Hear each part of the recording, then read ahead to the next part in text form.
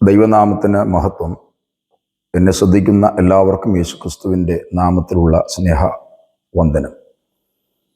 ഞാൻ ചില നാളുകളായി ചെയ്തു വരുന്ന ചരിത്രവും ബൈബിളും എന്ന് പറയുന്ന ആ പരമ്പരയുടെ 14-ാമത്തെ എപ്പിസോഡാണ് ഇന്ന് നടക്കുന്നത്.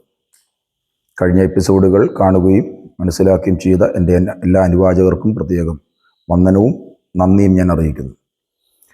വിശുദ്ധ ബൈബിൾ ചരിത്രവുമായിട്ട് അഭേദ്യമായി ബന്ധപ്പെട്ടിരിക്കുന്നതാണ് എന്നുള്ള കാര്യങ്ങൾ പറയുവാനും അത് ഒന്നുകൂടെ ആഴത്തിൽ നിങ്ങളുടെ മനസ്സിലേക്ക് സംവേദനം നടത്തുവാനും വേണ്ടിയാണ് ഞാൻ ഈ ക്ലാസ്സുകൾ എടുക്കുന്നത്.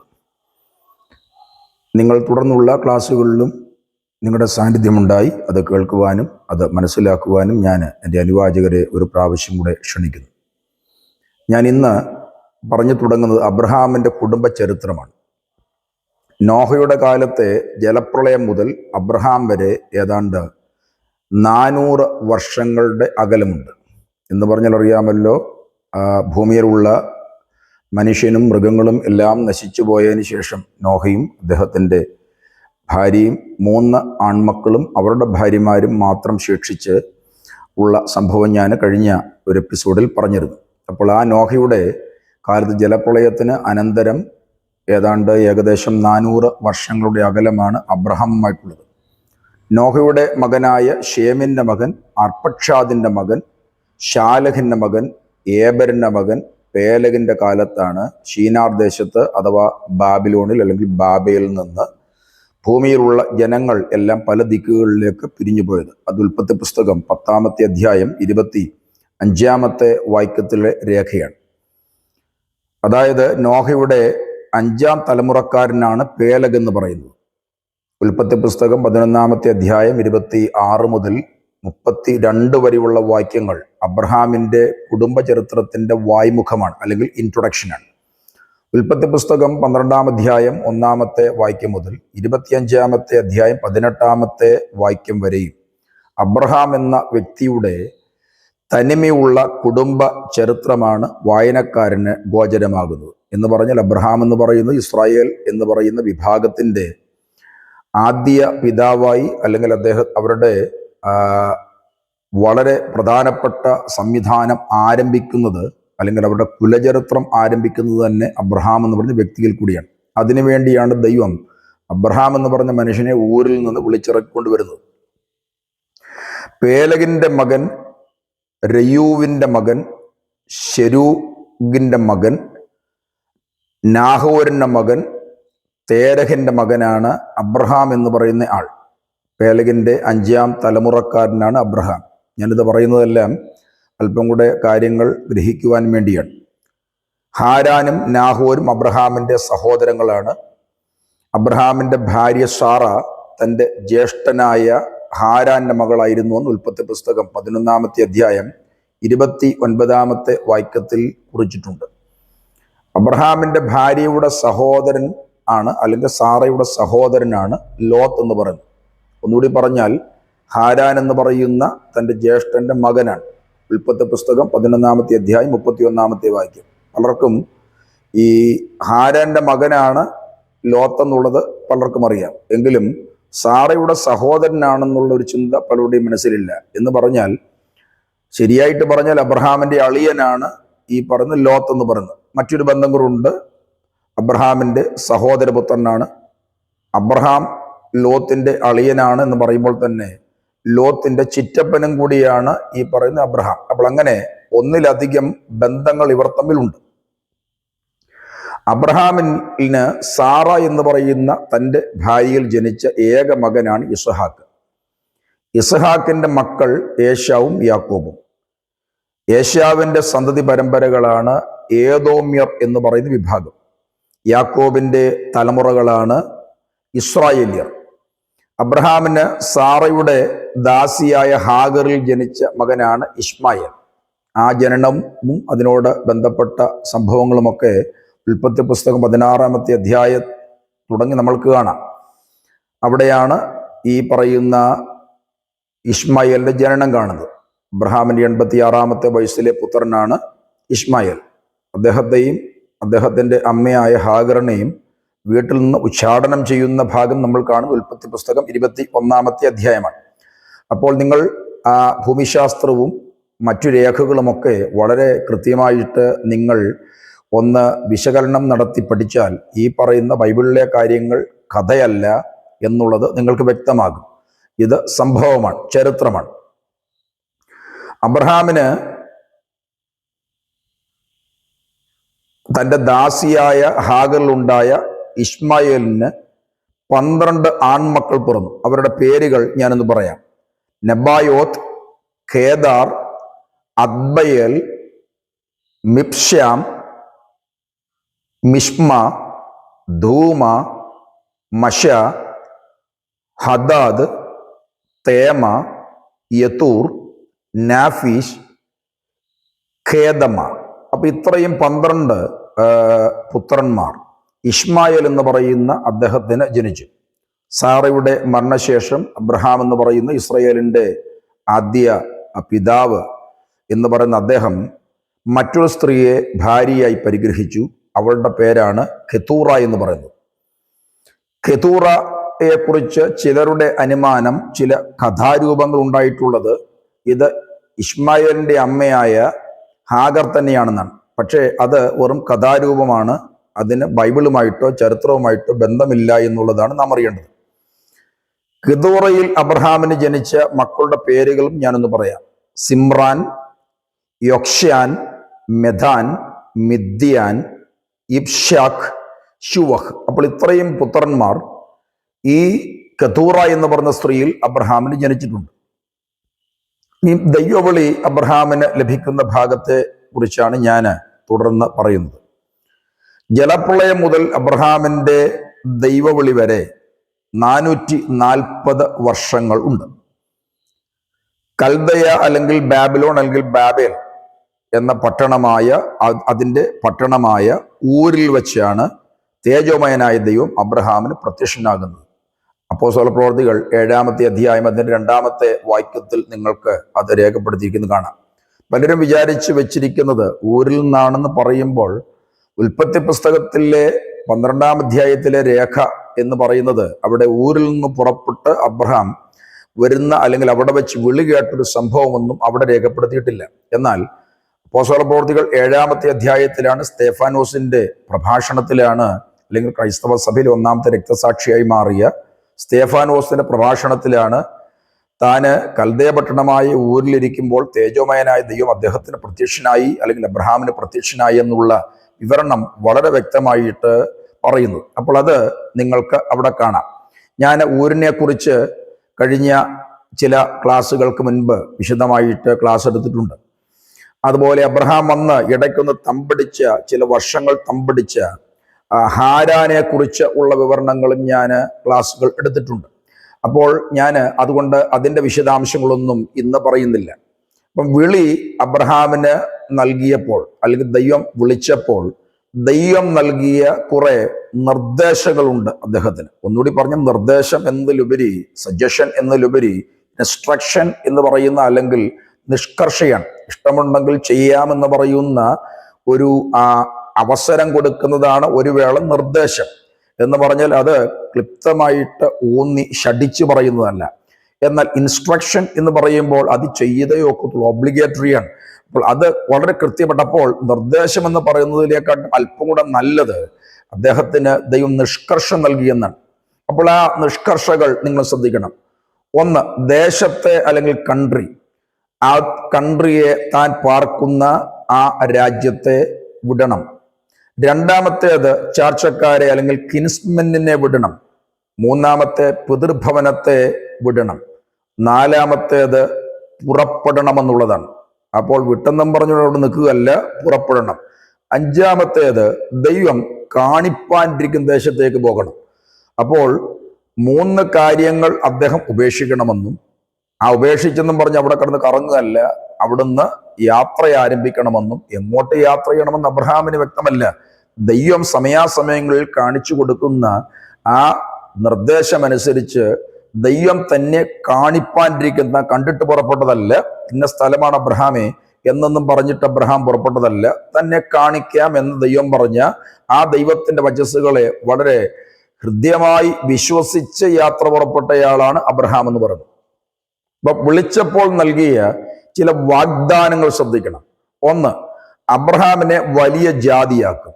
രണ്ട്, അബ്രഹാമിനെ അനുഗ്രഹിക്കും. മൂന്നാമത്തേത്, അബ്രഹാമിന്റെ പേർ വലുതാക്കും. നാലാമത്തേത്, അബ്രഹാം ഒരു അനുഗ്രഹമായിരിക്കും.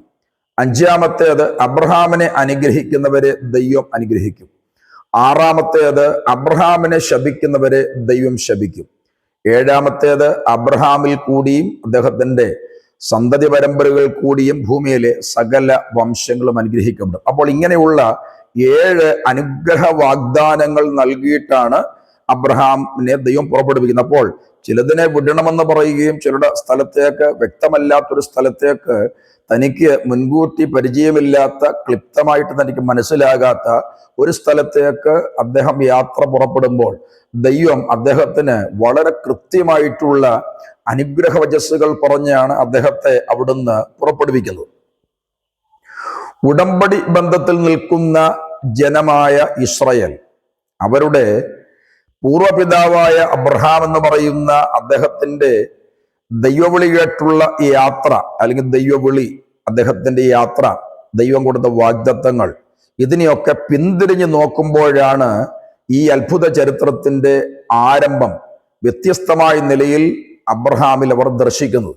അപ്പോൾ ഞാൻ പറഞ്ഞല്ലോ, പിൽക്കാല ഇസ്രായേൽ അബ്രഹാം എന്ന് പറയുന്ന ആ മനുഷ്യനിലേക്ക് തിരിഞ്ഞ് നോക്കുമ്പോൾ ദൈവത്തിന്റെ വ്യത്യസ്തമായ അനുഗ്രഹ സംവിധാനങ്ങളും അതുപോലെ അവർ ചരിത്രത്തിൽ കൂടി അവരുടെ പിതാവിനെ നടത്തിയ ഭാഗങ്ങളും അതുവഴി ഇസ്രായേൽ എന്ന് പറയുന്ന വലിയൊരു ജനതതിയെ സ്ഥാപിച്ച് ഭൂമിയിൽ പാർക്കുവാൻ ദൈവം അനുവദിച്ച സംവിധാനങ്ങളെയും വിശ്വാസവിധേയമായിട്ടും അതുപോലെ ചരിത്ര കണ്ണാടിയിൽ കൂടിയും അവർ തിരിഞ്ഞു നോക്കി കാണുന്ന ഭാഗമാണ് നമ്മൾക്ക് ഇവിടെ ദർശിക്കുന്നത്. അബ്രഹാമും സന്തതി പരമ്പരകൾക്കും ഒരു ദേശം ദൈവം നൽകുന്നു. വാഗ്ദത്തം ചെയ്ത ദേശം നൽകുന്ന ചരിത്രമാണ് യോശുവയുടെ പുസ്തകം വരെയുള്ള പ്രതിപാദ്യ വിഷയം. എന്ന് പറഞ്ഞാൽ പഞ്ചഗ്രന്ഥം അറിയാമല്ലോ, ഉൽപ്പത്തി, പുറപ്പാട്, ലേവിയ, സംഖ്യ, ആവർത്തനം, ഇത് പഞ്ചഗ്രന്ഥങ്ങൾ, പെന്ററ്റുക്കാണ്.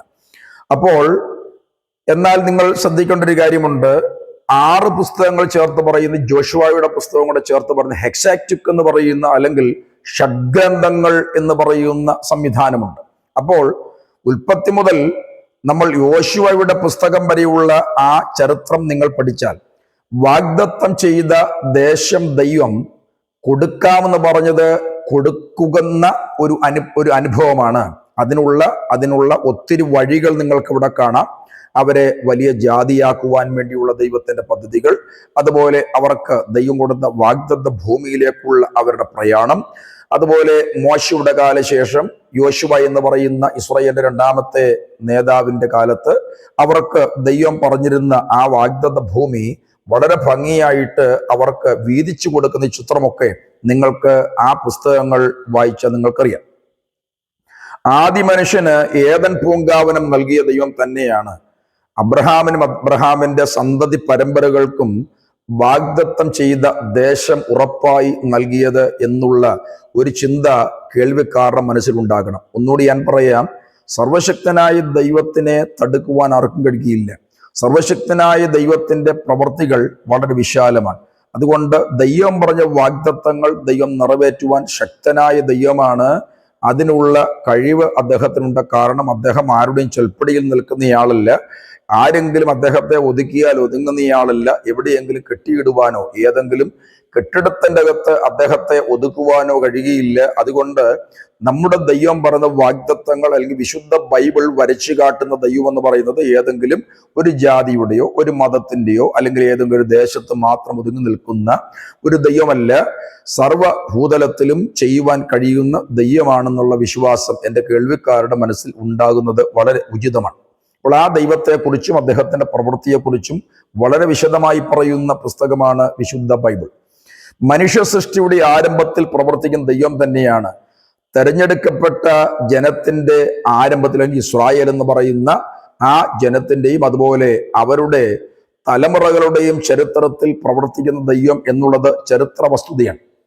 സൃഷ്ടിയിലും തെരഞ്ഞെടുപ്പിലും മുൻകൈ എടുക്കുന്നത് മനുഷ്യനല്ല, ആക്ച്വലി ദൈവം തന്നെയാണ്. അപ്പോൾ ദൈവത്തിന്റെ പ്രോഗ്രാം എന്ന് പറയുന്നത് വളരെ വലുതാണ്. മനുഷ്യ മനസ്സുകൾക്കോ മനുഷ്യ ബുദ്ധിക്കോ അത് എളുപ്പം മനസ്സിലാക്കുവാൻ ബുദ്ധിമുട്ടുള്ള കാര്യമാണ്. പക്ഷേ ദൈവം തൻ്റെ ഹിതം പോലെ എല്ലാം ചെയ്യുന്നു. വിശുദ്ധ ബൈബിൾ രേഖപ്പെടുത്തിയിരിക്കുന്ന ഒരു വാക്യമുണ്ട്, സ്വർഗത്തിലും ഭൂമിയിലും ദൈവം തനിക്കിഷ്ടമുള്ളതൊക്കെ ചെയ്യുന്നു എന്നാണ്. അപ്പോൾ അങ്ങനെയുള്ള ആ ദൈവത്തിൻ്റെ പദ്ധതിയാണ് സൃഷ്ടിയിലും തിരഞ്ഞെടുപ്പിലും അതുപോലെ നടത്തിപ്പിലും എല്ലാം കാണുന്നത്. അപ്പോൾ ദൈവമാണ് അവിടെ ഇനിഷ്യേറ്റീവ് എടുക്കുന്നത് എന്നുള്ളതാണ് നാം മനസ്സിലാക്കേണ്ടത്.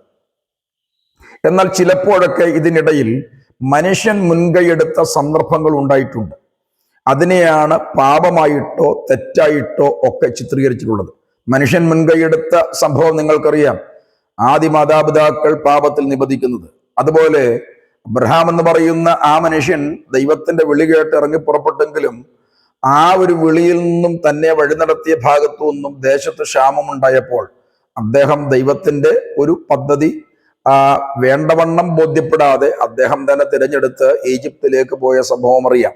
അപ്പോൾ ഞാൻ പറഞ്ഞപ്പോൾ ഇങ്ങനെയൊക്കെയുള്ള മനുഷ്യൻ പലപ്പോഴും മുൻകൈ എടുക്കുമ്പോൾ അതിൻ്റെ പുറകിൽ കുട്ടിപ്പാടി വരുന്നൊരു ദൈവമല്ല സർവശക്തനായ ദൈവം. കാര്യം ദൈവത്തിന്റെ ഇംഗിതത്തിലേക്ക് നാം മടങ്ങി വരുമ്പോൾ മാത്രമാണ് ദൈവം തൻ്റെ പദ്ധതികൾ നമുക്ക് വേണ്ടി ചെയ്യുന്നത്. ദൈവഹിതത്തിനും ദൈവപ്രവർത്തിക്കും കീഴ്പ്പെടുകയല്ലാതെ അതിനെ കവച്ചു വെച്ച് പ്രവർത്തിക്കുവാൻ മനുഷ്യന് അധികാരമില്ലെന്നുള്ള ഒരു ചിന്ത എൻ്റെ കേൾവിക്കാരുടെ എല്ലാവരുടെയും മനസ്സിൽ നടുന്നത് വളരെ ആവശ്യമാണ്, അത്യന്താപേക്ഷിതമാണ്. ദൈവഹിതവും ദൈവപ്രവൃത്തിയും നിറവേറ്റുവാൻ മനുഷ്യൻ തയ്യാറാകുമ്പോൾ അത് അനുഗ്രഹമായി തീരുമെന്ന സത്യമാണ് അബ്രഹാമിൻ്റെ വിളിയും തിരഞ്ഞെടുപ്പും അദ്ദേഹത്തിൻ്റെ യാത്രയും അദ്ദേഹത്തിൻ്റെ കുലചരിത്രവും എല്ലാം നമ്മെ പഠിപ്പിക്കുന്നു. ഞാൻ അബ്രഹാമിൻ്റെ യാത്രയെക്കുറിച്ചാണ് ഞാൻ തുടർന്ന് നിങ്ങളോട് സംസാരിക്കുന്നത്. അവരുടെ ആടുമാടുകൾക്ക് തീറ്റയും ജലവും എവിടെ ലഭിക്കുമോ അവിടെയൊക്കെ സ്ഥിരവാസമില്ലാതെ യാത്ര ചെയ്യുന്ന നാടോടി ജീവിതമാണ് പുരാതന പൗരസ്ത്യ ദേശത്തെ മിക്ക ആളുകൾ നയിച്ചിരുന്നത്. അപ്പോൾ അബ്രഹാമിനെ യാത്ര ചെയ്യുമ്പോൾ അദ്ദേഹം ഒരു സ്ഥിരവാസി അല്ലാതെ ചില സ്ഥലങ്ങൾക്ക് ഹോൾട്ടുണ്ട്, ചില കുറച്ച് സമയങ്ങളൊക്കെ അദ്ദേഹം ഒന്ന് താമസിക്കുന്നുണ്ട്. പക്ഷേ അബ്രഹാം ഇങ്ങനെ യാത്ര ചെയ്യുമ്പോൾ തന്നെ നിങ്ങൾ ശ്രദ്ധിക്കണം, അന്നത്തെ കാലത്തെ പുരാതന പൗരസ്ത്യ ദേശത്തെ അല്ലെങ്കിൽ ഏൻഷ്യൻ നിയർ ഈസ്റ്റിലെ, ഇപ്പോഴത്തെ മിഡിൽ ഈസ്റ്റ് എന്നൊക്കെ വിളിക്കുന്ന ആ സ്ഥലത്തുള്ള പൂർവ്വ ദിഗ്വാസികൾ അവരുടെ അന്നത്തെ പ്രധാനപ്പെട്ട ജീവിത സംവിധാനം എന്ന് പറഞ്ഞാൽ ഒരു നൊമാഡിയൻ ടൈപ്പ് ആയിട്ടുള്ള അല്ലെങ്കിൽ ജിപ്സി, സ്ഥിരവാസമില്ലാതെ സഞ്ചരിച്ചു പോകുന്ന നാടോടി ജീവിതം നയിച്ചവരാണ്. നിങ്ങൾക്ക് അറേബ്യയിലെ ബദൂക്കൾ എന്ന് പറയുന്ന അല്ലെങ്കിൽ ബദു വിഭാഗം എന്ന് പറയുന്ന പഴയ അറബികളെ നിങ്ങൾക്കറിയാമായിരിക്കാം. അപ്പോൾ അവരൊക്കെ അങ്ങനത്തെ ജീവിതം നയിച്ചവരാണ്. ഇന്ന് സ്ഥിരവാസമില്ല. ഇന്ത്യയിൽ തന്നെ കാഠിയാവാടി എന്ന് പറയുന്ന ഒരു ആട്ടിടയ വർഗമുണ്ട്. അവരെ നിങ്ങൾക്ക് രാജസ്ഥാനിലും അതുപോലെ ഗുജറാത്തിലും ഒക്കെ കാണാം. അവർക്ക് സ്വന്തമായ വസ്തുവില്ല, സ്വന്തമായിട്ട് വീടില്ല, സ്ഥിരവാസമില്ല. അവരുടെ ആടുമാടുകൾക്കും കന്നുകാലികൾക്കും എവിടെയൊക്കെയാണോ തീറ്റയും ജലവും ലഭിക്കുക ആ ലഭ്യത അനുസരിച്ച് അവർ ഇങ്ങനെ സഞ്ചരിക്കുകയും ചിലയിടത്ത് കൂടാരമടിക്കും, ചിലയിടത്ത് കൂടാരം അടിക്കുകയില്ല. ഞാൻ അവരെ നേരിട്ട് കണ്ടിട്ടുണ്ട്. അവരുടെ പേരാണ് കാഠിയാവാടി. അപ്പോൾ ഇങ്ങനത്തെ വിഭാഗം ഈ ആധുനിക ലോകത്ത് 21ാം നൂറ്റാണ്ടിൽ ഉണ്ട് എന്ന് പറയുമ്പോൾ നിങ്ങൾ മനസ്സിലാക്കണം, മധ്യപൂർവ്വ ഏഷ്യയുടെ ഭൂമിശാസ്ത്രം നിങ്ങൾക്കറിയാമെങ്കിൽ ജലലഭ്യത കുറവായ സ്ഥലമാണ്. അപ്പോൾ ആ ജലലഭ്യത ഇവിടെ കുറവൊക്കെ പരിഹരിച്ചത് ഇപ്പോഴത്തെ നമ്മുടെ ടെക്നോളജികൾ വർദ്ധിച്ചിട്ടൊക്കെയാണ്. അറേബ്യൻ രാജ്യങ്ങൾ അവിടെ മരുപ്രദേശങ്ങളെ ജലസമൃദ്ധമാക്കുകയും അതുപോലെ പൂങ്കാവനമാക്കുകയും ഒക്കെ ചെയ്യുന്നത് അവരുടെ ഇപ്പോഴത്തെ പുതിയ ടെക്നോളജി കൊണ്ട് അങ്ങനെ ഉണ്ടാക്കുന്നതാണ്. അപ്പോൾ എന്ന് പറഞ്ഞാൽ ജലത്തിന്റെ ലഭ്യത വളരെ കുറവുള്ള സ്ഥലമായിരുന്നു. അതുകൊണ്ട് അവരുടെ സ്വത്ത് എന്ന് പറയുന്നത് പഴയ കാലത്തെ അവരുടെ സ്വത്ത് എന്ന് പറയുന്നത് ആടുമാടുകളാണ്, മൃഗസമ്പത്തുകളാണ്. അപ്പോൾ അത് നശിച്ചാൽ അവരുടെ വരുമാനങ്ങൾ അവസാനിക്കും. അതുകൊണ്ട് അവർക്ക് ഈ പറയുന്ന ജന്തുക്കളെ, ജീവികളെ സംരക്ഷിക്കേണ്ടത് ആവശ്യമാണ്. അതിനുവേണ്ടി അവർ എവിടെയൊക്കെയാണോ അവയ്ക്ക് ഉള്ള ആഹാരവും അതുപോലെ ജലവും ലഭിക്കുക അവിടെയൊക്കെ അവർ സഞ്ചരിച്ചു പോകുക എന്നുള്ളത് അന്നത്തെ കാലത്തെ പൊതു രീതിയാണ്. അപ്പോൾ അത് അബ്രഹാമിന്റെ ചരിത്രത്തിൽ മാത്രമല്ല, അവിടുത്തെ ജനങ്ങളുടെ ചരിത്രത്തെക്കുറിച്ചും അവിടുത്തെ പഴയ പാറകൾ വരച്ചു വച്ചിരിക്കുന്ന ചിത്രമൊക്കെ നിങ്ങൾക്ക് ശ്രദ്ധിച്ചാൽ അത് ഗവേഷകർ കണ്ടെത്തിയിട്ടുണ്ട്. അതൊക്കെ നിങ്ങൾ ശ്രദ്ധിച്ചാൽ ഈ പറയുന്ന കാര്യങ്ങൾ സത്യമാണെന്ന് ബോധ്യപ്പെടും. അതുകൊണ്ട് ബൈബിൾ ഒരു കഥപുസ്തകമാണ് എന്നുള്ള ചിന്ത നിങ്ങൾക്കുണ്ടാവരുത് എന്ന് ഞാൻ ഒന്നുകൂടി ആവർത്തിക്കുന്നു.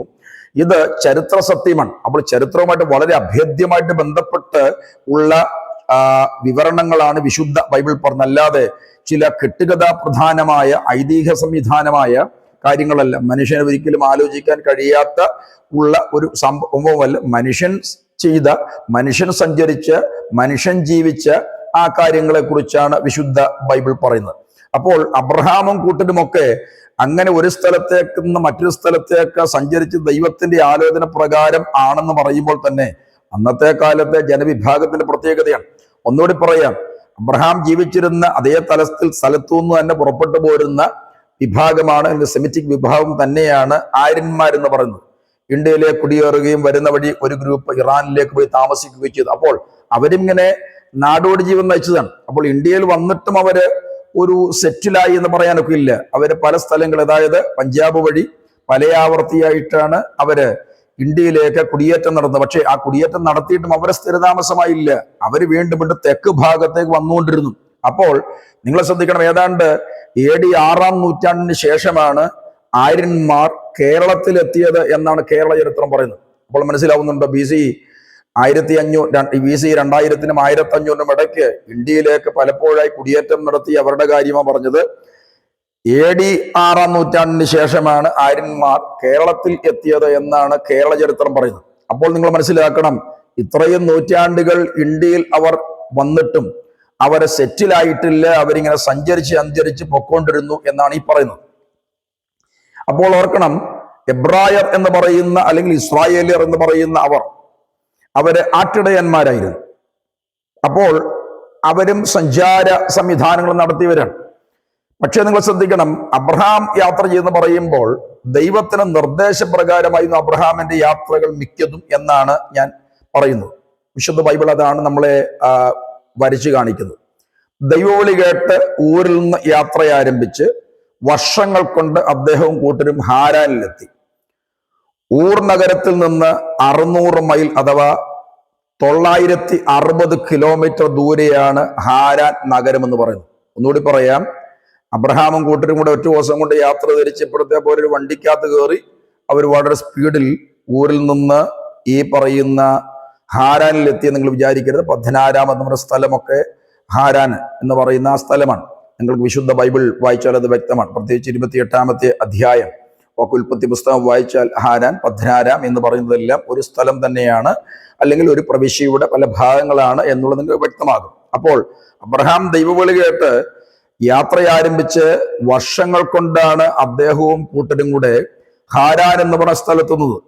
അപ്പോൾ ഊർ നഗരത്തിൽ നിന്ന്, അല്ലെങ്കിൽ കൽദയ പട്ടണമായ ബാബിലോൺ പട്ടണമായ ഊർ നഗരത്തിൽ നിന്ന് 600 മൈൽ അഥവാ 960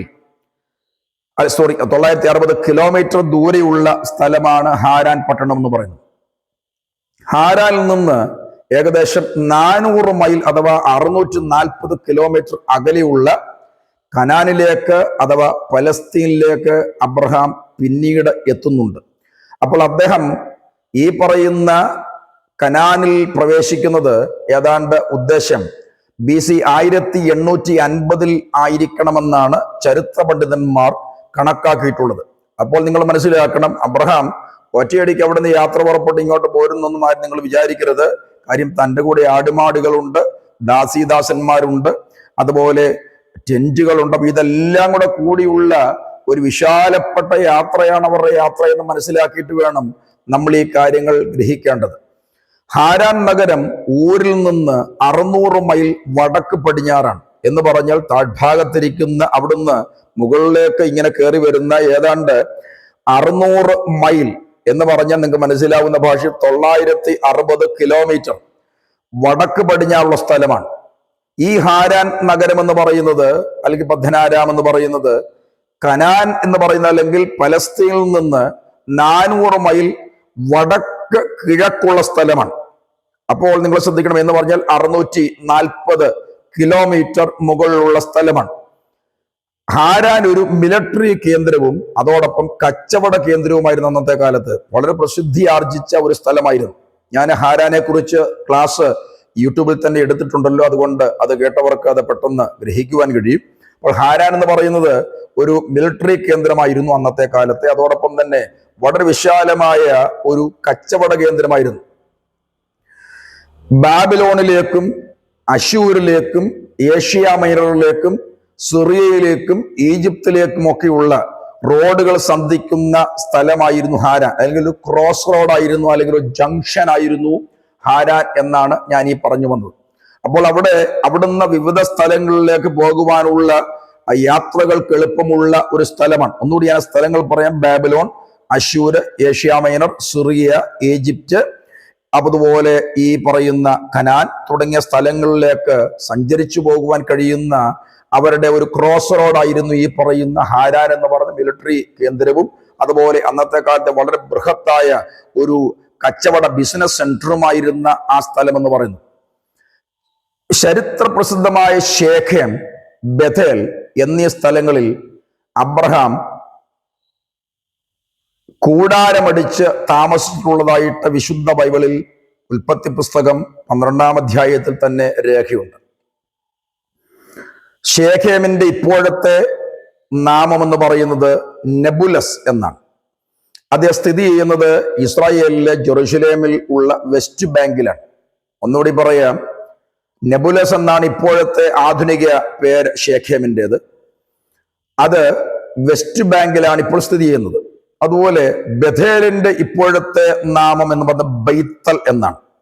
അറിയാമല്ലോ, ലൂസ് എന്ന് പറയുന്ന ആ പട്ടണത്തിന്റെ പേര് മാറ്റിയ ഒരു സംഭവം ഉൽപ്പത്തി പുസ്തകം 28-ാമത്തെ അധ്യായത്തിലുണ്ട്. ദൈവഭവനമെന്ന് വിളിപ്പേര് വന്ന ബഥേൽ. ആ ബഥേൽ എന്ന് പറയുന്നതിന്റെ ഇപ്പോഴത്തെ ആധുനിക പേരെന്ന് പറയുന്നത് ബൈത്തൽ എന്നാണ്. അബ്രഹാം കൂടാരം അടിച്ചിടത്തെല്ലാം തന്നെ യാഗപീഠം പണിഞ്ഞ് സനാതനായ ദൈവത്തിന് ആരാധന കഴിച്ചിരുന്നു എന്നുള്ളത് വളരെ പ്രസക്തമായി നാം മനസ്സിലാക്കേണ്ട ഭാഗമാണ്. എന്ന് പറഞ്ഞാൽ അദ്ദേഹത്തിന്റെ കൂടാരങ്ങൾ ഊരിക്കൊണ്ടു പോകാവുന്നതാണ്. കുറ്റിയിൽ പിടിപ്പിച്ചിട്ടുള്ള അല്ലെങ്കിൽ ബന്ധിക്കുന്ന ചരട് വഴി അതുമായിട്ട് കെട്ടിവെച്ചിട്ടുള്ള ആ സംഭവം അഴിച്ചുകൊണ്ട് പോകാവുന്നതാണ്, അല്ലെങ്കിൽ മൂവബിൾ ആണ്. പക്ഷേ അദ്ദേഹം പണിഞ്ഞിട്ടുള്ള ദൈവത്തെ ആരാധിക്കുവാൻ വേണ്ടിയുള്ള യാഗപീഠം എന്ന് പറയുന്നത് മൊബൈലല്ല, മൂവബിൾ അല്ല, ജംഗമമല്ല, സ്ഥാവരമാണ്.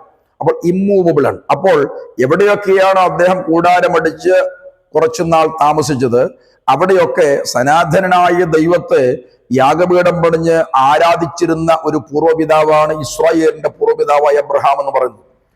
ദൈവമായിരുന്നു അബ്രഹാമിന്റെ യാത്രയെ നിയന്ത്രിച്ചിരുന്നത്. അപ്പോൾ വെറുതെ അങ്ങ് പോവുകയല്ല, ആയിരക്കണക്കിന് ദാസീദാസന്മാർ. ഞാനിത് പറയുമ്പോൾ ഉൽപ്പത്തി പുസ്തകം 14-ാമത്തെ അധ്യായത്തിൽ നമ്മൾ കാണുന്നത് അദ്ദേഹത്തിന്റെ വീട്ടിൽ ജനിച്ചു വളർന്ന, എന്ന് പറഞ്ഞാൽ വീട്ടിൽ സംഘത്തിൽ ജനിച്ചു വളർന്ന 318 അഭ്യാസികളെ കുറിച്ചുള്ള വിവരണം നിങ്ങൾക്ക് അവിടെ കാണാം. അപ്പോൾ ഓർക്കണം, ഈ അഭ്യാസികൾ 318 ഉണ്ട്. അവരെ ജനിപ്പിച്ച അവരുടെ മാതാപിതാക്കളായ ദാസീദാസന്മാരുണ്ട്, മറ്റ് ജോലികൾക്ക് വേണ്ടി ഏർപ്പെടുത്തിയിട്ടുള്ള ദാസീദാസന്മാരുണ്ട്. അപ്പോൾ ഞാൻ പറഞ്ഞല്ലോ, ബൃഹത്തായ ജനവിഭാഗം തന്നെ അബ്രഹാമിന്റെ കൂടെ യാത്രയിൽ ഉണ്ടായിരുന്നു. കൂട്ടങ്ങൾ അബ്രഹാമിനുണ്ടായിരുന്നു. അറിയാമല്ലോ, ഉൽപ്പത്തി പുസ്തകത്തിൽ 24-ാമത്തെ അധ്യായത്തിൽ അബ്രഹാം എന്ന് പറഞ്ഞ മനുഷ്യന്റെ അതുവരെയും കൂട്ടങ്ങളെ കുറിച്ചൊന്നും നമ്മൾ അവിടെ കാണുന്നില്ലെങ്കിലും 24-ാം അധ്യായത്തിൽ അബ്രഹാമിന്റെ മകനായ ഇസ്ഹാക്കിനെ വിവാഹമാലോചിച്ച് തന്റെ ദാസൻ പോകുന്ന വശം കൂട്ടങ്ങളുമായിട്ടാണ് അദ്ദേഹം പോകുന്നത്. അപ്പോൾ ആടുമാടുകൾ അദ്ദേഹത്തിനുണ്ടായിരുന്നു ധാരാളം. നിങ്ങൾക്ക് ഉൽപ്പത്തി പുസ്തകം 13-ാമത്തെ അധ്യായം വായിച്ചറിയാം, അവിടെ ആട്ടിടയന്മാർ തന്നെ അദ്ദേഹത്തിനുണ്ടായിരുന്നു. അപ്പോൾ കൂടാരങ്ങൾ ഉണ്ടായിരുന്നു. തനിക്ക് മാത്രമല്ല, ഇപ്പോഴത്തെ പോലെ വീടൊന്നുമല്ല പഴയ കൂടാരം എന്നൊക്കെ ഞാൻ നിങ്ങളോട് ഇടയ്ക്ക് ക്ലാസ്സിൽ പറഞ്ഞിരുന്നു കഴിഞ്ഞ എപ്പിസോഡുകളിൽ. തന്റെ ഭാര്യ മരിച്ചു, സാറയുടെ കൂടാരം, അബ്രഹാമിന്റെ കൂടാരം, ദാസന്മാരുടെ കൂടാരം. അപ്പോൾ ഇങ്ങനെ ഇഷ്ടംപോലെ കൂടാരങ്ങൾ എന്ന് പറഞ്ഞ ഒരു വലിയ പ്രവിശ്യയിൽ ആൾ കടക്കുന്ന പോലെയുള്ള ഒരു സംവിധാനം. ഇന്നത്തെ പോലെ പലരും വിചാരിക്കുന്നത് രാവിലെ ബെഡ് കോഫി കൊണ്ട് കൊടുക്കുന്നത് സാറ എന്നാണ്. അങ്ങനൊന്നുമല്ല. ആഴ്ചകളോ മാസങ്ങളോ ഒക്കെ കഴിഞ്ഞാണ് സാറ ഈ പറഞ്ഞ അബ്രഹാമിനെ കാണുന്നത്. കാര്യം അദ്ദേഹം വലിയ ഒരു തലത്തിൽ നിൽക്കുന്നയാളാണ്. അതുകൊണ്ട് ഭാര്യയ്ക്ക് കാണാൻ വേണ്ടി അപ്പോയിന്റ്മെന്റ് എടുക്കണം എന്നല്ല പറഞ്ഞത്. അദ്ദേഹത്തിന് ഇഷ്ടം പോലെ ജോലികളും ദാസന്മാരെയും ആ കാര്യമരിയ ആ കുലത്തെയും ആ സംഘത്തെയും നയിച്ചുകൊണ്ട് പോകേണ്ട വലിയ ഉത്തരവാദിത്തമുള്ളയാളാണ്. അപ്പോൾ കൂടാരങ്ങൾ, അതുപോലെ ഉപകരണങ്ങൾ എല്ലാം കൂടി സഞ്ചരിച്ചു പോകുന്ന കാഴ്ച കണ്ടാൽ ഒരു വലിയ ഗ്രാമം മുഴുവൻ നീങ്ങിപ്പോകുന്നതായിട്ട് തോന്നും. അപ്പോൾ ഞാൻ പറഞ്ഞല്ലോ, അപ്പൊ ഇങ്ങനെയുള്ള ബൃഹത്തായ ഒരു യാത്രയാണ് അബ്രഹാമിന്റെ യാത്ര എന്ന് പറയുന്നത്. അപ്പോൾ ചെറിയ ഒരു പരിപാടിയല്ല അബ്രഹാമിന്റെ യാത്ര എന്ന് പറയുന്നത്. ഇനിയും ഞാൻ അതിനോട് ബന്ധപ്പെട്ട് ചില കാര്യം കൂടെ പറഞ്ഞ് ഇന്നത്തെ എപ്പിസോഡിന് വിരാമക്കുന്നില്ല. ഊർ നഗരത്തിൽ നിന്ന് ഉദ്ദേശം 40 വയസ്സുള്ളപ്പോഴാണ് അബ്രഹാമും സംഘവും ഹാരാനിലേക്ക് യാത്രയായത്. എന്ന് പറഞ്ഞാൽ ഞാൻ മുമ്പേ പറഞ്ഞ പോലെ അന്ന് വൈകിട്ട് ഹാരാനിലെത്തി എന്നൊന്നുമല്ല. ഇപ്പോൾ എന്താ 600 മൈൽ അല്ലെങ്കിൽ 960 കിലോമീറ്റർ യാത്ര ചെയ്യണമെന്ന് വലിയ കാര്യമൊന്നുമല്ല. ഇപ്പൊ നമ്മുടെ ഇന്ത്യയിലെ റോഡുകൾ അല്പം കൺജസ്റ്റഡ് ആണെങ്കിലും വിദേശ രാജ്യങ്ങളിൽ അത്രയും കൺജസ്റ്റഡ് അല്ല. അപ്പോൾ കേരളം വിട്ടാൽ തന്നെ അറിയാമല്ലോ, ഈ പറഞ്ഞ ടൗണുകളിലൊന്നും സ്പർശിക്കാതെയാണ് ഹൈവേകൾ യാത്ര ചെയ്യുന്നത്. അപ്പോൾ അത് 100-120 കിലോമീറ്റർ സ്പീഡിൽ യാത്ര ചെയ്യാവുന്ന സംവിധാനങ്ങൾ നമ്മുടെ ഇന്ത്യയിൽ തന്നെയുണ്ട്. അപ്പോൾ കേരളം വിട്ടാൽ തമിഴ്നാട്ടിൽ ഉൾപ്പെടെ ഹൈവേയിൽ നിങ്ങൾക്ക് അങ്ങനെ യാത്ര ചെയ്യാം. അപ്പോൾ ഞാൻ പറഞ്ഞല്ലോ, അപ്പോൾ എത്ര സമയമെടുക്കണം ഈ യാത്രയ്ക്ക് ഇന്ന്? പക്ഷേ അന്ന് യാത്ര ചെയ്യുന്ന അങ്ങനെയല്ല. ദിവസങ്ങൾ കൊണ്ടും ആഴ്ചകൾ കൊണ്ടും മാസങ്ങൾ കൊണ്ടും അതുപോലെ വർഷങ്ങൾ കൊണ്ടുമാണ് അവർ യാത്ര ചെയ്ത് ഹാരാനിൽ. അപ്പോൾ ചില വർഷങ്ങൾ യാത്ര ചെയ്താണ് ഊർ നഗരത്തിൽ നിന്ന് ഹാരാൻ എന്ന് പറയുന്ന ആ പട്ടണത്തിലെത്തുന്നത്. ഹാരാനിൽ വന്നിട്ട് ഉടനെ പോയില്ല. അവിടുന്ന് അന്ന് വൈകിട്ട് ചായ കുടിച്ചിട്ട് പോയെന്നൊന്നും ആരും വിചാരിക്കില്ല. ചില വർഷങ്ങൾ അദ്ദേഹം താമസിച്ചിട്ടുണ്ട്. അപ്പോൾ ശ്രദ്ധിക്കണം, ഹാരാനിൽ നിന്ന് പുറപ്പെടുമ്പോൾ അബ്രഹാമിന് 75 വയസ്സ് പ്രായമുണ്ടായിരുന്നുവെന്നാണ് ഉൽപ്പത്തി 12:4. പക്ഷേ അബദ്ധവശാൽ പലരും കരുതി വെച്ചിരിക്കുന്നത് അബ്രഹാമിന് വിളി കെട്ടിയത് 75-ാമത്തെ വയസ്സിലാണെന്നാണ്. ഒന്നുകൂടി ഞാൻ പറയാം, താൻ പുറപ്പെട്ടു പോരുന്നതും വിളി കേട്ടതും ഒന്നും ഈ ഹാരാനിലല്ല. താൻ ദൈവവിളി കേട്ടത് ഊരിലാണ്. ഞാൻ നേരത്തെ പറഞ്ഞു, ആ ഊരിൽ നിന്ന് യാത്ര പുറപ്പെട്ട് ചില വർഷങ്ങൾ കൊണ്ടാണ് അവരിവിടെ എത്തുന്നത്. വേണമെങ്കിൽ 40 വയസ്സിൽ യാത്ര ആരംഭിച്ച അദ്ദേഹത്തിന്റെ സംഘവും, ഏതാണ്ട് അദ്ദേഹത്തിന്റെ പിതാവുണ്ട്. ഞാനിത് അടുത്ത പറയുമ്പോൾ ചിലരുടെ മനസ്സിൽ സംശയങ്ങൾ ഉദിക്കുക. അദ്ദേഹത്തിന്റെ സഹോദര കുടുംബങ്ങളെല്ലാം ഉണ്ട്. നിങ്ങൾക്കത് മനസ്സിലാക്കണമെങ്കിൽ, ഊരുവിട്ടവര് പോയി എന്നുള്ള മനസ്സിലാക്കണമെങ്കിൽ അബ്രഹാമിന്റെ അതുപോലെ യാക്കോബിന്റെ ഒക്കെ ചരിത്രങ്ങൾ നിങ്ങൾക്ക് നന്നായിട്ട് പഠിച്ചാൽ മനസ്സിലാകും. അപ്പോൾ ആ ഹാരാനിൽ വന്ന് അദ്ദേഹം താമസിച്ചിട്ട് അവിടുന്ന് പുറപ്പെടുമ്പോൾ അദ്ദേഹത്തിന് 75 വയസ്സ് പ്രായമുണ്ട്. അപ്പോൾ അപ്രോക്സിമേറ്റ് ഒരു 30 വർഷത്തോളം അദ്ദേഹം ഹാരാൻ എന്ന് പറയുന്ന ആ പട്ടണത്തിൽ താമസിച്ചിട്ടുണ്ട്. അവിടുന്ന് താൻ സമ്പാദിച്ചിട്ടുള്ള ആളുകളെയും ആടുമാടുകളെയും സമ്പത്തുകളെയും ഒക്കെ കൊണ്ടാണ് 75-ാമത്തെ വയസ്സിൽ അദ്ദേഹം ഹാരാനിൽ നിന്ന് ദൈവം തന്നോട് കൽപ്പിച്ച അല്ലെങ്കിൽ കാണിക്കാനിരിക്കുന്ന ദേശത്തേക്ക് യാത്ര പുറപ്പെടുന്നു. അപ്പോൾ അവിടെ നിന്ന് ഫ്രാത്ത് അല്ലെങ്കിൽ യൂഫ്രട്ടീസ് നദി കടന്ന് സിറിയ മരുഭൂമിയിൽ കൂടി ദമസ്കോസിൽ അദ്ദേഹവും സംഘവും എത്തുന്നു. അവിടെ നിന്ന് തെക്കോട്ട് ബാഷാനിൽ കൂടി യോർദാൻ തീരം വഴി നീലക്കടലിന്റെ തെക്കേ ഭാഗത്തുകൂടി പലസ്തീന്റെ മധ്യഭാഗമായ ഷേഖേം എന്ന സ്ഥലത്ത് അദ്ദേഹം വന്നെത്തുന്നുണ്ട്. പക്ഷെ നിങ്ങൾ മനസ്സിലാക്കണം, ഷേഖേമിൽ അദ്ദേഹം വന്ന ഭാഗം നമ്മൾ വായിക്കുന്നത് 12-ാം അധ്യായത്തിൽ തന്നെയാണ്. പക്ഷെ അവിടെ വിവരണങ്ങൾ അധികം കൊടുത്തിട്ടില്ലെന്നേ ഉള്ളൂ. പക്ഷെ ഷേഖേമിൽ അദ്ദേഹം കയറി നിൽക്കുമ്പോഴും അദ്ദേഹത്തിന് അറിയത്തില്ല വാഗ്ദത്ത ഭൂമിക്കകത്ത് അദ്ദേഹം നിൽക്കുന്നത്. 13-ാമത്തെ അധ്യായത്തിൽ ലോത്ത് പിരിഞ്ഞ ശേഷമാണ് ദൈവം പറയുന്നത്, ഇതാണ് അബ്രഹാമെ നിനക്കും നിന്റെ സന്തതിക്കും തരുവാനുള്ള സ്ഥലമെന്ന് ദൈവം പറയുന്നു. അപ്പോൾ അദ്ദേഹത്തിന് ഷേഖേമിൽ വന്നപ്പോഴും മനസ്സിലായില്ല, ബഥേലിൽ അദ്ദേഹം വന്നപ്പോൾ മനസ്സിലായില്ല. പക്ഷേ നിങ്ങൾ ശ്രദ്ധിക്കണം, അവിടെയൊക്കെ യാഗപടം പണിഞ്ഞ് ആരാധിച്ചെങ്കിലും അദ്ദേഹത്തിന് ഇതാണ് വാഗ്ദത്ത ഭൂമി, ഇതാണ് തന്നെ കാണിപ്പാനിരിക്കുന്ന പറഞ്ഞുകൊണ്ട് ദൈവം വിളിച്ചിറക്കി കൊണ്ടുവന്ന സ്ഥലമെന്നൊന്നും അബ്രഹാമിന് വ്യക്തമാകുന്നില്ല. എന്നാൽ ലോത്ത് തന്നെ വിട്ടുപിരിഞ്ഞ ശേഷമാണ് ദൈവം വ്യക്തമായിട്ട് പറയുന്നത്, ഇതാണ് നിനക്കും നിന്റെ സന്തതിക്കും നിത്യാവകാശമായിട്ട് തരുവാനുള്ള സ്ഥലം എന്ന് ദൈവം പറയുന്നു. ഹാരാനിൽ നിന്ന് 300 മൈൽ അഥവാ 480 കിലോമീറ്റർ അകലെയാണ് ഈ പറയുന്ന പലസ്തീന്റെ മധ്യഭാഗമായ ഷെഖേം എന്ന് പറയുന്ന ഈ സ്ഥലം. കനാൻ ദേശത്ത് അബ്രഹാം എത്തിയ ആദ്യ സ്ഥലം എന്ന് പറയുന്നതും ഷെഖേമാണ്. വെസ്റ്റ് ബാങ്കിലെ നെബുലസ് എന്ന പട്ടണമാണ്, അല്ലെങ്കിൽ ഇപ്പോഴത്തെ വെസ്റ്റ് ബാങ്കിലെ ആധുനിക നെബുലസ് എന്ന് പറയുന്ന പട്ടണമാണ് ഈ പറയുന്ന ഷേഖേം അല്ലെങ്കിൽ പഴയ ഷേഖേം എന്ന് പറയുന്ന പട്ടണം. അപ്പോൾ ഓർക്കുക, അബ്രഹാമിന്റെ യാത്ര എന്ന് പറയുന്നത് വളരെ വിശാലമായ ഒരു യാത്രയാണ്. ചരിത്രത്തിൽ വളരെ കൃത്യമായിട്ട് ആലേഖനം ചെയ്തിട്ടുള്ള ദൈവവിളി കേട്ടുള്ള യാത്രയാണ്. ദൈവം എൻ്റെ കേൾവിക്കാരെ എല്ലാവരെയും അനുഗ്രഹിക്കട്ടെ. ഞാൻ തുടർന്നുള്ള ദിവസങ്ങളിൽ ഇതിൻ്റെ അടുത്ത ഭാഗവുമായിട്ട് നിങ്ങളുടെ മുൻപിൽ എത്തും. സർവശക്തനായ കർത്താവ് എല്ലാവരെയും അനുഗ്രഹിക്കട്ടെ എന്ന് പറഞ്ഞ് ഇന്നത്തെ ഈ എപ്പിസോഡിന് വിരാമം കുത്തുന്നു.